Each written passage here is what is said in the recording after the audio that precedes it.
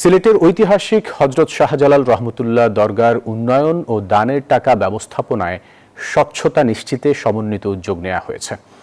এই বিষয়ে একটি কাঠামো নির্ধারণ করা হয়েছে বলে জানিয়েছেন বাণিজ্যমন্ত্রী খন্দকার আব্দুল মুক্তাদির।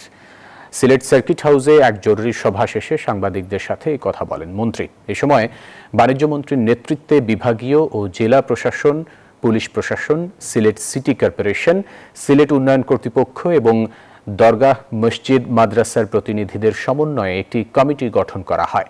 এই কমিটি আগামী 1 মাসের মধ্যে ভবিষ্যৎ কর্মপন্থা নির্ধারণ করবে বলেও জানান মন্ত্রী। সিলেটবাসী এবং সারা দেশে আগামী দিনে দরগার উন্নয়ন এবং দরগায় যে সমস্ত